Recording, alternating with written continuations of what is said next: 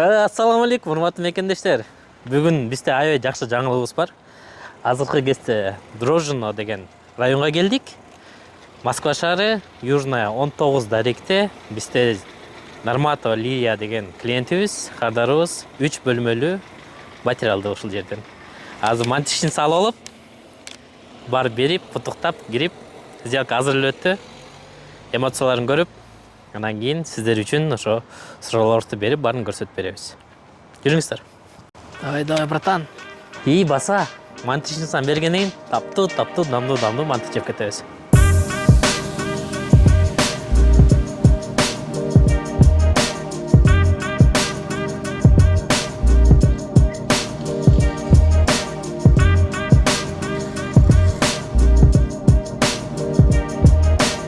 Бисмилlah, жүрүңүздөр. Кеттик. 3 лифт бар экен, элестеп койсоңуздар. 2 пассажирский, 1 грузовой лифт. Биз пассажирский лифтке киребиз. Ассаламу алейкум. Бисмилlah. Естер кана? Ассаламу алейкум. Кандайсыздар? Жаштар, келдик. Ассаламу алейкум. Келдик. Султан сиз? Машалла, Лейличи кандайсыз? Жаштар, мына сиздерге белекмен келгем. Жеңилбей. Ак прям передача өттү. Жакшы. Үйдө эзеги ким болду ушунда? Сиз болсу? Так, урматтуу мекендештер, бүгүнкү кезде мына Лилия эжекебизге кредит оформление болгон 12 миллион рубль ипотекага. Лилия эжебиз Султан байкеге алып бергенде болот да. Султан байкенин Лилия эжеси доосуңуздун келинчеги болот, туурабы? Жанашып калдык бул. Туура эле. Туура эле. Машалла, эми карасаңыздар, мекендештер, кандай бул сонун көрүнүштө, Кыргызда кандай мындай достчулук, жакшы мамилелер бар. Эми азыркы кезде карабайсыздарбы? Доз эмес, мындай тууган бири-бирине акча бербей калды. Бул жерде болсо кан дозу, 1 айылдан болгон кичинекейсинен баштап өскөн дозу келинчегине ипотека оформить этип сизге өткүзүп беришип атат, туурабы? Машалла. Лилия, сиз качан кайрылдыңыз эле биздин компанияга? Вроде декабрда. Декабрда Аманат компанияга кайрылгансыздар, Кандай болду процесс? Кайрылганыңыздан кийин кандай квартира издедиңиздер өздөрүңүзгө сурасыз эле? Оңойлуу болду. Оңойлуу болду. Кайсы банк менен алдыңыздар азыр? Сбербанк. Сбербанк менен 12 миллион. Первоначальный взнос 5 миллион. 7 миллион кредит болду. 7 миллион кредит 30 жылга алдыңыздар, Пайызы кандай болду? 17,7 деди. 17,7ден болду, Айына канчадан төлөп каласыздар ушунда? 105 миллион. 105 миллион. Сиз төлөйсүз бирок, Мен атым менен төлөнөт. Сиз атыңыз менен төлөнөт, Машалла. Кейсонда Султан байке, өзүңүз үйүңүздү көрсөтүп бериңиз бизге. Кармооңуз. Бул жер кухня экен, Кухня экен. Канча квадратный метр экен бул жер? 12 метр квадрат. 12 метр квадрат экен. Бул жердин неси жакшы экен? Мына жериңизге таап алайын, Ошентип койсуз. Бул жердин неси жакшы экен? Бардыгы ремонту менен экен, Бул жерде жашап аткан адамдардан алгыстар да. Кимде жашачу экен? Орустар, татарлар? Бурой орус эмес окшойт, татарлар, Татарлар экен. Биздин мусулман бир тоннордон эле алышкандар да. Бардыгы ремонт, кухонный гарнитур, прям ногусу докмуш экен, вытяжкасы, холодильник бар таштап. Холодильник таштап кетишти, Эмелери бар. Посудомойкасы бар. Полностью 10 персон. Машалла. Бул жакта бүт техника, духовой шкаф, микроволновка, холодильник, стиральный машинасы менен. Караңыздарчы, мекендештер. Не деген ушундук, аябай эле кымбат холодильник экен. Холодильникти таштаганга Айбек байкем салым өтө чоң да. Машалла. Тигилер мени урушуп, талашып отуруп зорго алып калдык. Себеби биздин да продавецтер Москвадан, западный частьтан кымбат баалуу квартира алышкан, бирок алар ушулардын ар бирин 50 миң, 30 миң, 70 миң деп атып саткан. Даже диванын өйдө 150 миңге чейин сатышкан да. Өздөрүнүн продавецтеричи. Анан биз менен да кичине ызылдашпадык эми, жакшы переговор жолу менен. Айбек байкени тааныштырып кетели, кез Айбек байке жакындап калабыз. Айбек байке сиз көп кадрга чыга бербейт. Ключи салыңыздар. Машалла. Ошо ушул үйдө эми өркүндө өздөрүңүздөр. Айбек байке бизде Аманат компанияда ведущий риэлтор болуп иштейт. Кудай буюрса. Жүрүңүздөр, башка комнаталарды көрсөтөсүздарбы? Жүрүңүздөр, бисмилла. Так, бул жерде коридордо да мебель бар экен. Панорамный бүскүлөр го. Машалла. Аны 12 миллионго бул стоит экен. 3 бөлмөлүү. Общий канча? 76 квадрат метр болуш керек, 76 ушундай. Оңчуктарын да таштап кетти, Ооба, оңчуктарында балаң барбы деп таштап кетти. Машалла. Азыр кетишти. Ал өздөрү эмне үчүн сатыштыр бул квартираны? Өздөрү башка 32 миллион алды да. 32 миллион Балаково Москвадан эле. шоссыдан. Машалла. Бул жер гостиный болуп калат? Гостиный болуп калат бул жер. Бу жердагы 25 квадрат примерно. 25 эмес, 19 метр квадрат. 19 метр квадрат. Бул жерде телевизордун өздөрү алып кетишти. Ошол бул жер балкон. Биякта балкон бар экен да. Машалла, кирип көрөлү. Балконна мебель бар экен. Полностью ремонт менен экен, пластиковый окна, сетка москитная. Анан вид аябай сонун экен.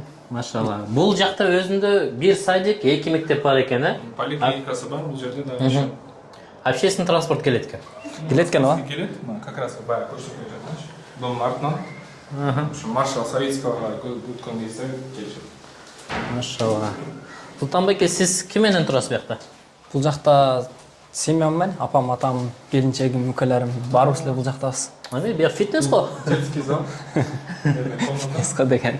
Муну дагы ошо ысылдашат. Муну бизге сатабыз эле, болду, болот дедим, андай кылбаган де. Чор, эме кылабыз дейт. Бу жерде кичинекей балдар тренировка кылса болот экен, Жок, кичинекей эмес, мен деле кылсам болот окшойт. Чоң адамга деле эмес. Ошо брусья, турники, полностью оборудованиялар менен. Обойлор аябай кымбат обойлор экен, прям видно да. Жууса болот турган потолоктор эме экен, натяжной экен, Ошондой болуш керек. натяжной потолок экен. Машалла. Ванна, санузел. Санузел разделение, Стандартный эле бул. бу жерде Шкаф. көрсөтөсүздөр, Астында шкаф бар. шкаф, раковина, баардыгы стандартный экен. Бул жагы унитаз экен. Эки тең раздельный, удобный. Эң жакшысы кухнядан алыс экен. Эң жакшысы кухнядан алыс экен. Эки стояк. Эки стояк экен. Эки спальня удобно, да? Бул родительский. Бул родительский спальня деп коет, Шкаф, тумбочкалар менен кровать спальня бар. Эртең алып келебиз аны. Машалла. Бул мебелдердин баардыгы эле жаңы турбайбы? Адамдар өздөрү порядочный болгон үчүн. Өздөрүн жасап алышкан экен да. Освещениялар баары жакшы экен, пардаларына чейин жакшы экен, пластиковый окна. Бул жак токой экен, караңыздарчы. Машалла, кандай кос. Тек жактарды карасачы. Сон. Буйрусун. Мен өзүм жашап көрүп кеттим. Теңиздер кухняга өтө Решение Өзүм жашам келип кеттим. Бул жака смело 2-3 үй бүлө батат экен да.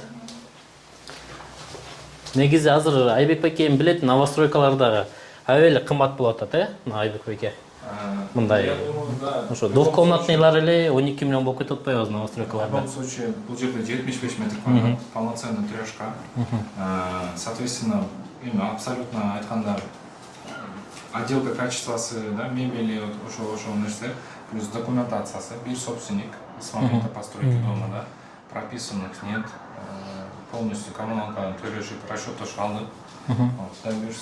Я думаю, выгодно покупкалганда өтөн. Султан өзүм деле көрдүм. Район боюнча негизи, качество боюнча соотношение цены, я думаю, жакшы. Сон, машалла.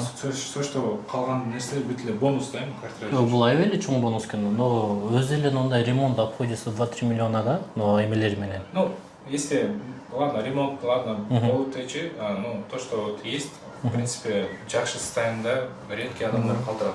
Стиральная машина. Бизде айтат го орусунан жеш кыйын дейт го. Сиз татарынан жатсыз. Машалла. Сиз ушунда бул үйдө экинчи владелец болот экенсиз, Буюрса. Сон. Мен мантичный сап келгенбиз биздин компаниянын атынан. Буюрса жеңем манты бышылса келип мындай весна бирайт этип дегендейчи. Матчаң.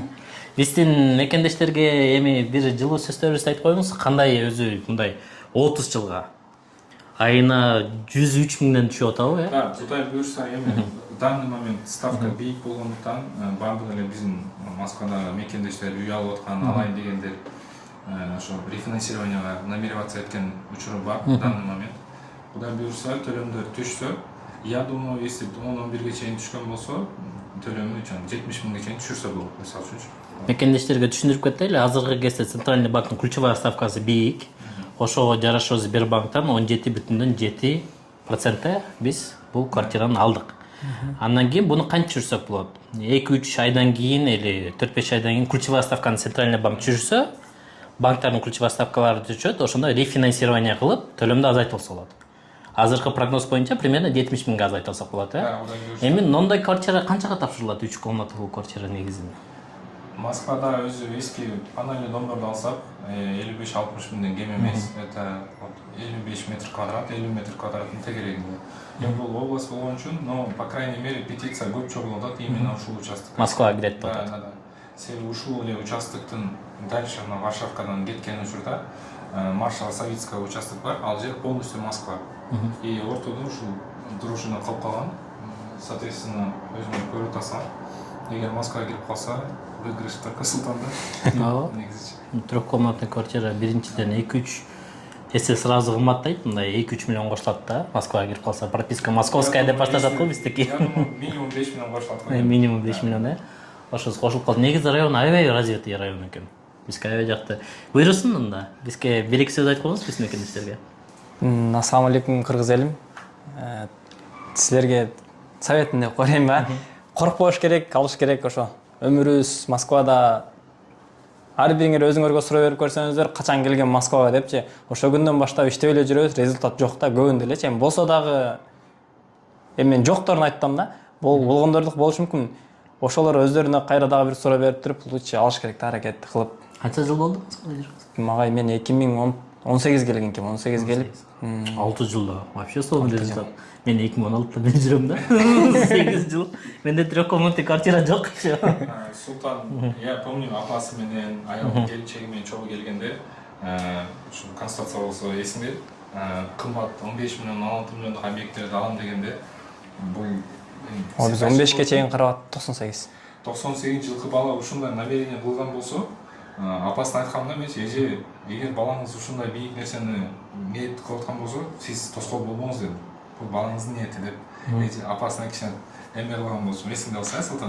15 миллион не кыласың дей берип бардыгычы, 15 миллион дешип, даже көпчүлөр эле каршы болушкан да. Алынган нерсе эсеп, амал аткарыла берет, карыз азая берет дегендечи. Азыр деле ушул убакта сатса, допустим, 1-2 жылдан кийин сатса, плюстан сатат, в любом случае, көтөрүлөт. Всё анда. Коркпой ала бериш керек го. Рахмат сиздерге чоң аманат компаниясына. Эбека, сизге да рахмат. Канчалык кыйынчылыктар зорго жеңдик да. Урматтуу мекендештер, көрүп атсыздар, 98-жылкы. Өзүнө да алган жок, досунун келинчегине оформить этип алып атат. Коркпоңуздар. Биринчиден коркпоңуздар, экинчиден аманат компаниясы сиздин аманатыңызга кыянат кылбайт. Бизге кайрылыңыздар. Сделканы баарында касса чыгарып беребиз, безопасный сделкага жооп беребиз. Кыйынчылыктар болуп калса, чогуу жеңебиз. Ассаламу алейкум, рахматуллахи баракатух.